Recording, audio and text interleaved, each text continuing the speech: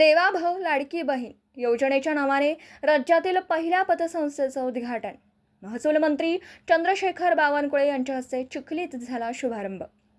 देवाभाऊ लाडकी बहीण या नावाने बुलढाण्याच्या चिखली येथे राज्यातील पहिल्या नागरी सहकारी पतसंस्थेचे महसूल मंत्री चंद्रशेखर बावनकुळे यांच्या हस्ते उद्घाटन करण्यात आलं।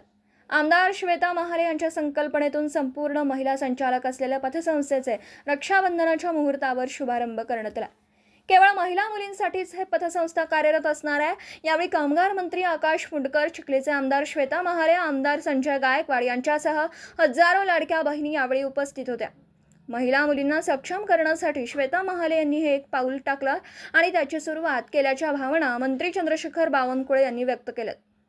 बहिणींनी आज चिखलीमध्ये महाराष्ट्राचे मुख्यमंत्री देवेंद्र फडणवीसजी यांच्या नावाने देवाभाऊ कोऑपरेटिव्ह महिलांची जी बँक या ठिकाणी आज उद्घाटन केली आणि या कोऑपरेटिव्ह बँकेच्या माध्यमातून देवाभाऊच्या नावाने जे आज महिलांना सक्षमीकरण करण्याचे एक अभियान सुरू केलं, हे एक अभिनंदनीय अभियान आहे। महाराष्ट्रामध्ये आमच्या आमदार श्वेताताई महालेजींनी हा पुढाकार घेतला आणि त्यांचा मानस आहे की माननीय देवेंद्र फडणवीसजीचे सरकार, आमचं सरकार, देवाभाऊचं सरकार जे महिलांना सक्षमीकरण करण्याकरता जे मोठं पाऊल उचलतं आहे, त्याला जोड देण्याकरता आमच्या श्वेताताईंनी ही बँकेचं, कोऑपरेटिव्ह बँकेचं, महिला कोऑपरेटिव्ह बँकेचं जाळं सुरू केलं।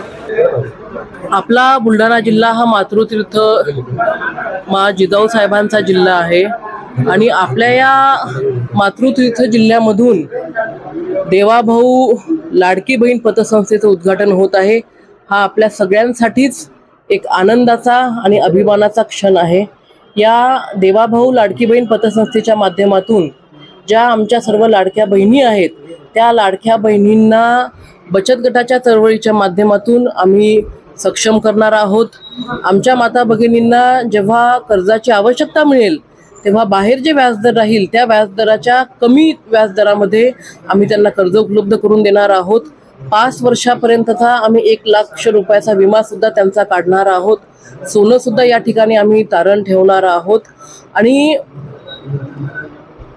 ज्या ज्या काही शासनाच्या महिला सक्षमीकरणाच्या स्कीम्स भविष्यामध्ये येतील, त्या प्रत्येक स्कीमला या पतसंस्थेला जोडण्याचं काम आम्ही भविष्यामध्ये करणार आहोत। लाडकी बहिणींना काय आपले आव्हान आहे? लाडक्या बहिणींना मला एकच आव्हान आहे की सन्माननीय मुख्यमंत्री देवेंद्रजी फडणवीस साहेब म्हणजे आपल्या सर्वांचे देवाभाऊ यांच्या माध्यमातून आपल्याला आर्थिकदृष्ट्या सक्षम करण्यासाठी त्यांनी पाऊल उचललेलं आहे।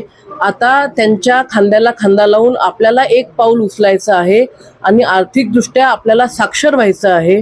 या पतसंस्थेच्या माध्यमातून जे कर्ज आपण आपल्या बचत गटांना देणार आहोत, ते कर्ज आपल्याला कुठेतरी उद्योगधंद्यामध्ये त्या ठिकाणी टाकून एक चांगला उद्योग आपल्या बचत गटाचा कसा तयार होईल, कसा तो उद्योग नावरूपास येईल, त्यासाठी आपल्याला त्या ठिकाणी प्रयत्न करायचे आहेत।